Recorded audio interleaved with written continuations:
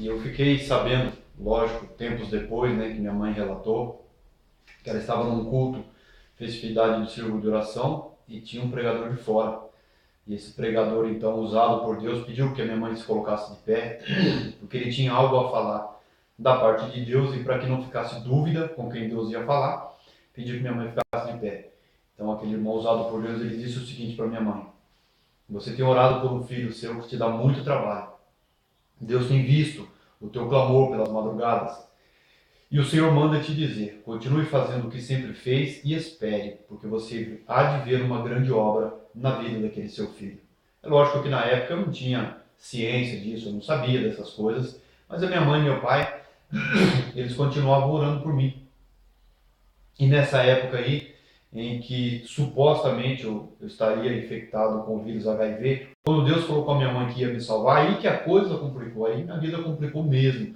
Aí que a coisa foi pro fundo do poço, mesmo do buraco, e ali eu pensava na minha infância, eu lembrava dos hinos que eu aprendi na igreja, eu lembrava de tudo que eu havia feito, e eu pensava, poxa, eu tive a chance, tive oportunidades para ter uma vida boa e ter uma vida normal, e eu estraguei minha vida. Olha o que eu fiz da minha vida. Aquilo era muito lamento, era muito choro. Quantas vezes eu acordava de manhã, sentava na beira da minha cama e eu chorava amargurado por aquilo que eu havia feito, eu havia me autodestruído.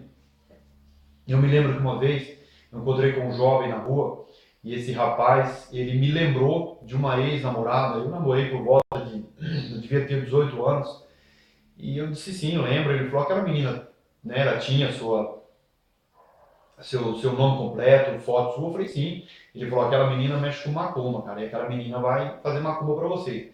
Eu falei: não, isso é bobeira, isso não existe. Ele falou: bom, não quer acreditar, não acredita, mas isso é verdade. E eu me lembro que essa jovem, por várias vezes, ela disse para mim que se eu não fosse dela, eu não seria de ninguém, né? Mas eu nunca levei em consideração. Os anos se passaram, e aí nesse período aí que supostamente eu estaria infectado com o vírus HIV, o período que só passava morte pela minha cabeça, suicídio. Eu tinha vontade de tirar minha vida, eu só pensava em morrer, eu não queria mais viver, a vida ficou sem gosto. Eu fico lembrando hoje assim,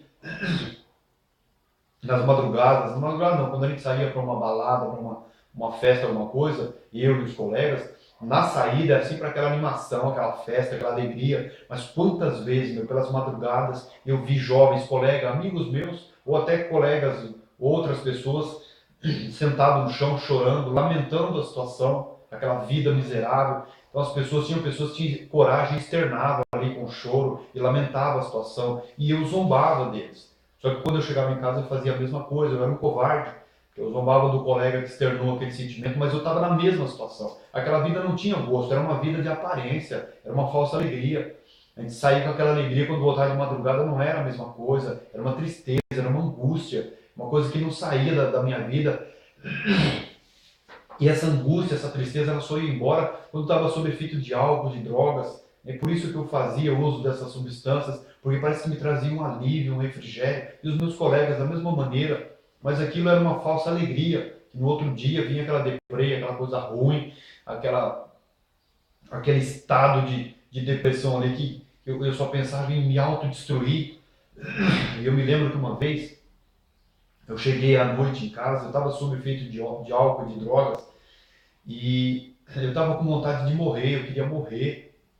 Eu cheguei, peguei uma faca, coloquei contra o meu peito, e eu pensei: eu vou dar um fim nessa angústia, eu vou dar um fim nesse choro, nesse sofrimento. E eu pensava: Deus, por que eu vim ao mundo? Eu só vim ao mundo para sofrer, eu só vim para sofrer, eu vou dar um final nesse sofrimento. E quando eu coloquei a faca no peito assim, parece, eu não sei relatar bem direito o que aconteceu comigo naquela noite, mas é como se estivesse entrando um papel, um pedaço de papel entrasse desse lado da cabeça e saísse desse. E eu vi escrito naquele pedaço de papel: os suicidas não herdarão o reino de Deus. E aquilo me assustou, e eu joguei aquela faca para lá e fui dormir. No outro dia eu acordei pensando naquilo, julgando seu efeito das drogas, né? E fiquei pensando naquilo e tal. E quando foi pouco mais tarde, eu estava no quintal da minha casa, e meu pai estava fazendo um muro, e aquele muro ficou pela metade. E tinha umas pontas de ferro, e eu comecei a olhar para aquelas pontas de ferro, e eu comecei a ter vontade de me jogar ali de peito em cima daquelas pontas de ferro, para dar um fim na minha vida e acabar com aquela angústia, acabar com aquela agonia. E novamente, agora eu estava lúcido, aquele negócio passou de novo na minha cabeça e eu vi escrito: suicidas não herdarão o reino de Deus. E eu pensava: meu Deus, será que Deus ainda quer alguma coisa comigo? Depois de tanta besteira que eu fiz, depois de tanto erro que eu cometi, depois de ter dado as costas para Deus, será que Deus quer alguma coisa comigo? Aí eu pensava nessa época, eu pensava em voltar para a igreja, eu queria voltar para a igreja, porém eu pensava: acho que Deus não vai me aceitar, Deus não me quer mais, porque quando eu estava inteiro, eu não fui para a igreja, eu não fui para Deus. Agora que eu estou destruído, Deus não vai querer esse resto de homem, esse resto de pessoa. Eu acho que Deus nem gosta mais de mim. Esse era o meu pensamento, né? Mas mal eu sabia que o nosso Senhor, Senhor Jesus, Ele ama o que comete erros, Ele ama o pecador. E o Senhor continuava me amando com todas as besteiras que eu havia feito. Eu não sabia que estava escrito na sua palavra, quando ele diz o seguinte: vinde a mim, se estás cansado e sobrecarregado, que eu te aliviarei. Tomai sobre vós o meu jugo e aprenda de mim, que sou manso e humilde de coração. Bem, mas eu não sabia dessas coisas, eu não sabia que o amor de Deus era tamanho. Eu não sabia que era dessa maneira. E eu só pensava em morrer, só queria sumir. Eu falava: poxa, o dia que minha mãe descobrir isso, vai ser o maior desgosto da vida dela. Eu vou dar o maior desgosto para minha mãe. Os meus irmãos, todos eles deram netos para minha mãe, e eu não vou conseguir fazer isso, porque agora eu estou destruído. Eu pensava em mudar para uma cidade no interior de São Paulo, e por lá amargar o resto dos meus dias, ou dar um fim na minha vida. Era só o que passava pela minha cabeça, mas eu não tinha coragem de fazer um exame para saber se isso era verdade ou não. E aí, nessa época, eu estava namorando com uma jovem que o pai dela havia consentido o namoro, estávamos namorando e aí nós já tínhamos relações, mas não usava a prevenção. E aí eu comecei a imaginar agora: se isso é verdade, eu destruí a vida da menina, eu acabei com a vida dela. Uma menina cheia de sonhos, cheia de projetos, e agora eu destruí a vida dela. E eu forcei ali o término do namoro, e nós terminamos, e foi um para cada lado. E eu fiquei pensando agora: quando ela descobrir, ou quando o pai descobrir, eu quero estar longe daqui, porque eu não quero ver essa situação, e tudo por culpa minha. Ao tempo passou, essa jovem começou a namorar um outro rapaz, e dali um tempo ela ficou grávida dele.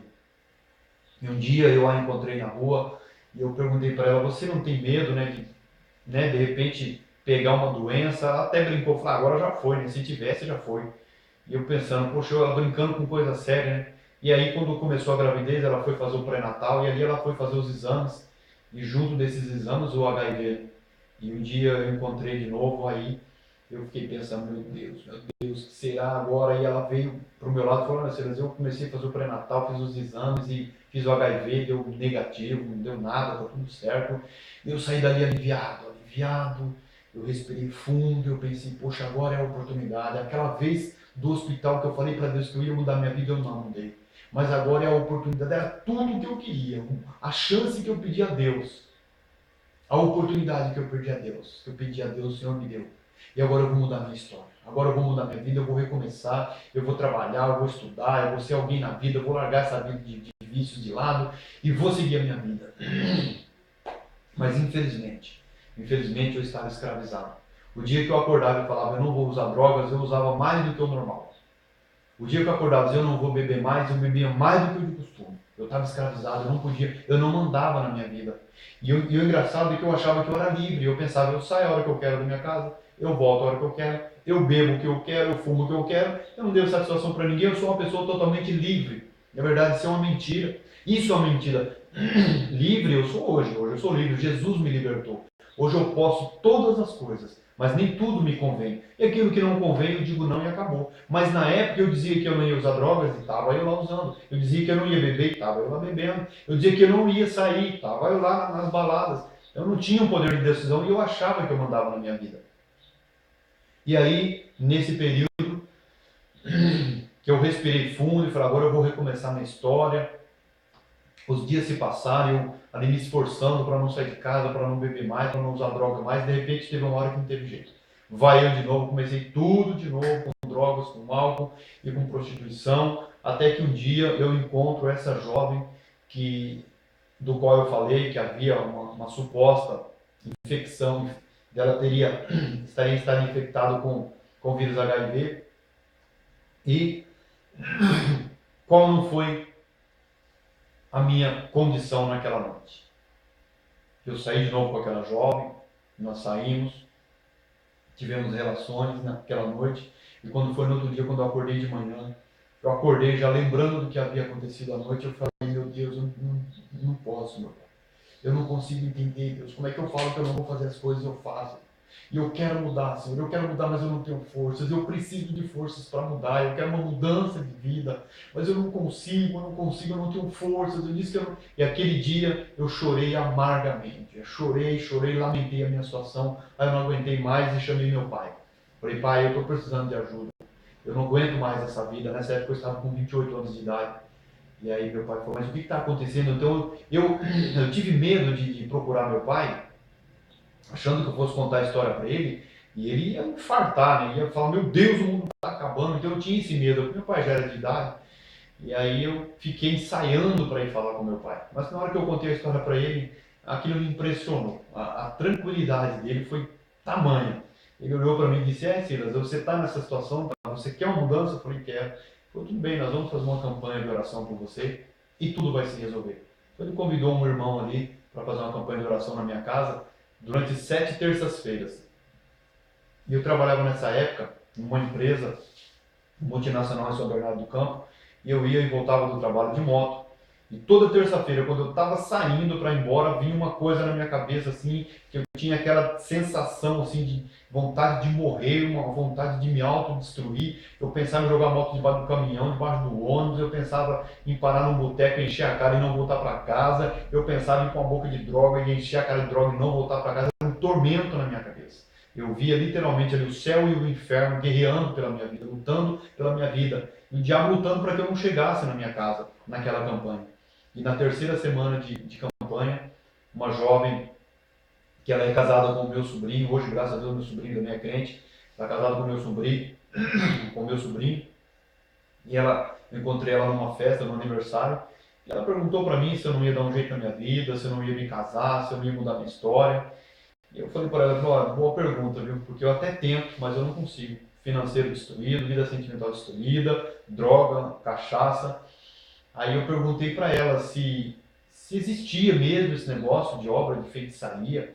Ela falou, sim, existe. Eu falei, sabe por quê? Porque alguém me falou isso e eu nunca acreditei, mas sei lá, a minha vida é muito estranha, as coisas, do jeito que acontecem as coisas, né? Eu relatei para ela coisas que já estavam acontecendo que eu não falava para ninguém, porque eu tinha medo das pessoas acharem que eu estava ficando louco, mas eu ouvia vultos dentro de casa, eu ouvia vozes me chamando, eu saí no quintal, não tinha ninguém. Por várias vezes eu acordei de madrugada me gritando e me debatendo, tendo pesadelos, né? Eu acordava com pesadelo, eu pensava, bom, pesadelo é normal, todo mundo tem, mas hoje eu estou aqui para te dizer que não é normal, porque quando eu conheci Jesus e fui liberto, esses pesadelos desapareceram da minha vida. Graças a Deus, hoje eu sou livre, eu sou liberto. Então essa jovem falou, Silas, escreve o teu nome no papel, que eu vou levar para a pastora orar lá na igreja batista. E eu escrevi meu nome ali por completo, e aquela moça levou. E outro dia depois que eu encontrei ela falou para mim, falou, Silas, eu levei o teu nome, a pastora orou pelo seu nome, e ela mandou você ir lá, porque ela disse que a tua situação está feia. E eu sabia que realmente estava.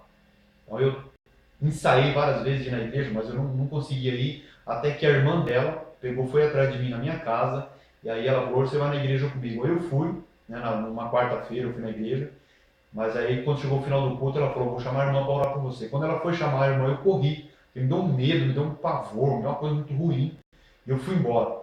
Pois ela chegou para mim e falou, Silas, eu fui chamar a irmã para orar por você, você fugiu, o que aconteceu? Aí eu contei para ela o que tinha acontecido, ela falou, vai no culto de novo na sexta-feira. Aí eu fui de novo na sexta-feira, quando terminou o culto, estava prestes a terminar o culto, eu pensei, bom, na hora de terminar o culto, eu viro as costas e vou embora igual da outra vez. Mas aí elas, né, usaram uma estratégia.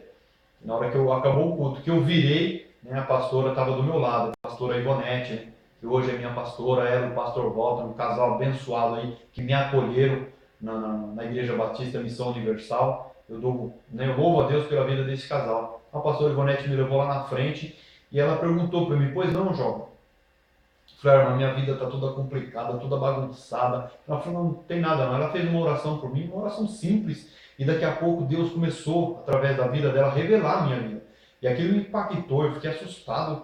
E a mulher falava da minha vida como se ela conhecesse as coisas que eu estava vivendo, coisas que eu tinha vivido. E aí eu fiquei pensando, bom, a pessoa que me trouxe contou a minha vida para ela. Só que ela começou a falar de coisas que ninguém sabia. Aí aquilo me assustou. Aí eu pensei, falei, como é que essa mulher sabe dessas coisas? Ela olhou para mim assim e falou, eu não sei da tua vida, quem sabe da tua vida é Deus. Aquilo me deixou em pânico, porque eu pensei, a mulher lê pensamento. Aí eu fui tentar sair correndo dentro da igreja, os obreiros me seguraram, começou a me dar um pânico, um pavor muito grande, uma coisa muito ruim. E aí ela oraram por mim, né? E ali eu fiquei parcialmente possesso e eu via as pessoas girando ao meu redor, era uma coisa muito estranha, parecia que eu estava no meio de um redemoinho assim, e as coisas girando ao meu redor, uma coisa, uma opressão maligna terrível. E aí a pastora Ivonete orou por mim, expulsou aquela coisa ruim, e ela então falou assim, Silas, Deus, ele tem uma grande obra na tua vida. Ele já falou isso para você, por que você não leva isso a sério? E eu lembrei daquela menina lá na casa da minha mãe falando para mim, e quando ela falou isso, minha perna amoleceu, eu fiquei assim, meio estranho, eu não sabia como reagir diante daquilo, e eu sabia que aquilo era a verdade, o que Deus estava falando comigo. Então, o pastor orou para mim, olhou para mim e falou, olha Silas, Deus fechou a sepultura, não foi uma nem duas vezes, não, você sabe disso. Mas toma cuidado, jovem, porque numa dessas aí, Deus pode tirar a mão dele e você partir dessa terra. E você sabe que se você partir sem Jesus, você vai sem salvação, você sabe para onde vai. E eu dizia, sim, eu sei. Pois então, Silas, você precisa mudar a tua história, você sabe o que você tem que fazer. Eu disse, sim, eu sei. Ela disse, então faça. Então o que eu precisava fazer era aceitar Jesus. Mas parece que uma coisa veio na minha garganta assim, ó, e deu travou minha garganta assim, eu não conseguia falar. E a pastora, sabendo, olhando e vendo a situação, ela falou, Silas, coloca a mão sobre a Bíblia. Ela colocou a mão, eu coloquei a mão sobre a Bíblia, ela orou por mim. Ela falou, faz o sinal com a cabeça. Você quer aceitar Jesus como Salvador da tua vida? Aí eu balancei a cabeça no sinal de sim. Quando foi no culto seguinte, que era no culto no domingo, eu fui lá na frente, né, confessar a Cristo. E naquela sexta-feira a pastora falou para mim, falou, Silas, a partir de hoje, Deus começa a escrever uma nova história. Ah, irmãos, que dia maravilhoso foi aquele. Que dia maravilhoso foi aquele, o dia que eu levantei as minhas mãos para Jesus e o aceitei como Salvador da minha vida. Naquela noite eu não tive mais pesadelos, eu parei de ver os vultos, eu não ouvia vozes mais, eu amanheci no sábado sem vontade de beber, sem vontade de usar droga, e agora eu quero relembrar o versículo. E conhecereis a verdade te libertará. Eu me encontrei com essa verdade que é Cristo naquela noite de sexta-feira, e Jesus me libertou de todas essas coisas, eu perdi a vontade por tudo aquilo que eu fazia, e agora eu me tornei uma nova criatura, como diz a Bíblia, né? E ali eu passei um final de semana sem droga, sem álcool. Quando foi no final de semana seguinte, eu me lembrei, falei, poxa, o final de semana passado eu não bebi, eu não usei drogas. Eu comecei a perceber que algo tinha acontecido comigo. E ali, de repente, chega um colega, me cumprimentou, eu estava ali na rua, né, ele me cumprimentou e falou assim, ô Silas, eu fiquei sabendo que você virou crente, é verdade, né? Eu falei, verdade, cara, agora eu sou cristão, aceitei Jesus, estou indo para a igreja. Ele olhou para mim, né, indignado, como se eu tivesse feito a pior besteira da minha vida, e ele falou para mim assim, é só essa que faltava. Então eu olhei para aquele jovem e falei, graças a Deus, era só essa que faltava, agora não me falta mais nada, porque agora eu tenho tudo, eu tenho Jesus na minha vida. E esse jovem olhou para mim e falou, e a cerveja? Eu falei, eu não bebo mais. Ele falou, duvido, você é viciado em cerveja. Ele falou, eu sou parceiro de copo há 5 anos, eu sei que você não resiste a um copo de cerveja. Eu falei, não, isso aí é passado, cara, eu não bebo mais. Depois ele foi lá no botequim, pegou uma cerveja, veio beber perto de mim, e ele bebia e fazia assim, que delícia, não sei o que. Mas aquilo não me atraía mais. Era impressionante, aquilo não me atraía. Eu até peguei a cerveja, coloquei na boca assim, cuspi fora, negócio amargo, horrível. Eu falei, meu Deus, como é que eu fiquei 15 anos escravizado nessa desgraça aí? Eu falei para esse colega, nunca mais você vai me ver bebendo com um copo de cerveja na mão. Nunca mais. Aí ele falou, duvido. Eu falei, ó, você pode beber perto de mim um copo de cerveja, uma garrafa, um caminhão que você queira, mas eu não bebo mais isso, não faz mais parte da minha vida. Mas ali, depois aquele jovem foi embora, e eu comecei a glorificar a Deus, daquilo que o Senhor acabara de fazer na minha vida.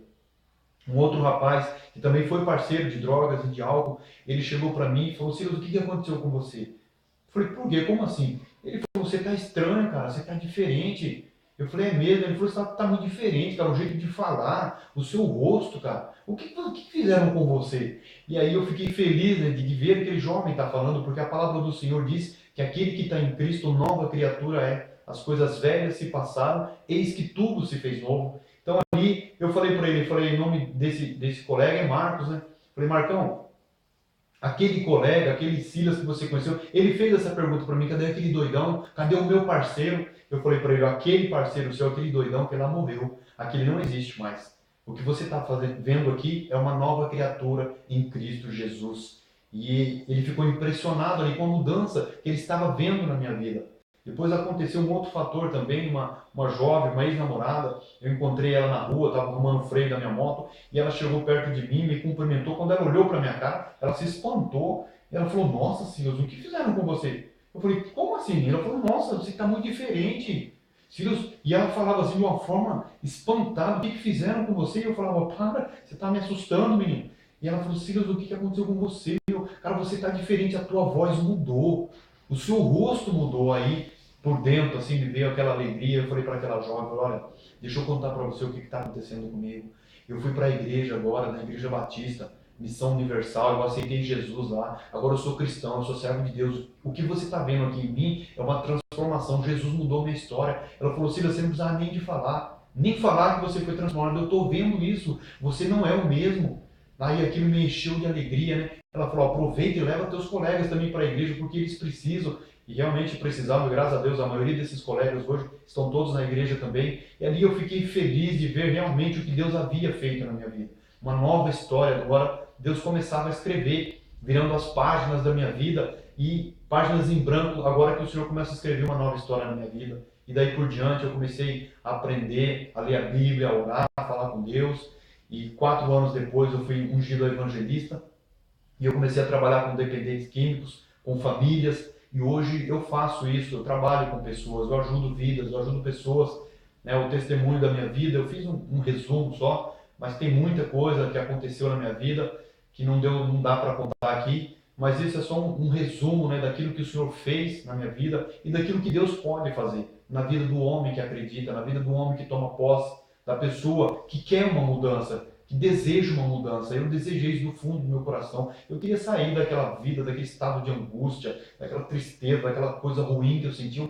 Eu não queria mais aquilo, né? E Deus me deu uma oportunidade, eu estendi as mãos para o Senhor, aceitei Jesus. É claro que depois eu virei alvo de zombaria dos colegas, né? Dizendo que eu havia ficado careta, o Silas agora é caretão. Mal sabia eles que agora é que eu fiquei louco, porque a Bíblia diz que a palavra da cruz é loucura para os homens. É quando eu era louco mesmo, as pessoas acham que eu era normal. Agora que eu sou normal, dizem que eu sou louco, mas é por causa da palavra da cruz, que parece loucura para aqueles que perecem. E agora eu comecei a viver as coisas loucas desse mundo, que a Bíblia diz que Deus escolheu as coisas loucas desse mundo para confundir os sábios. E eu comecei a provar essas loucuras de Deus e eu me esbaldei nisso, na presença de Deus, coisa tremenda acontecendo comigo. Comecei a viver experiências com Deus. E aí um dia eu estava num culto chamado Tarde da Bênção. Eu sempre ia nesse culto lá, a pastora Terezinha fazia esse culto, era uma bênção esse culto. E eu ainda já estava dando os primeiros passos na igreja e eu não acreditava que Deus falasse com os homens. Eu via o pastor pregando e falando, olha, Deus falando comigo, falou comigo. Eu não acreditava que Deus falava com os homens. E para mim era tudo balela, o povo inventava essas coisas. Mas eu lembro que uma vez eu estava num culto chamado Tarde da Bênção, e eu cheguei angustiado, estava muita angústia no coração, eu estava com o braço quebrado, engessado. Eu fiquei na porta, assim, era um salão pequeno no começo da igreja, e eu estava lá, e a pastora Terezinha, quando ela terminou de fazer o culto, ela fez uma oração e ela falou, João, você que está aí na porta, aí eu olhei, acenei para mim, ela disse, sim, você, vem aqui que Deus vai colocar um ponto final nessa sua angústia. Aquilo, eu me assustei, né? Como é que a irmã sabia que eu estava angustiado? E aí aquela irmã começou a orar por mim. Ela começou a orar por mim, e ali no meio daquela oração, Deus tomou aquela mulher. Literalmente, Deus tomou ela e começou a falar comigo. O engraçado é que Deus não falava com ela, mandando ela dizer as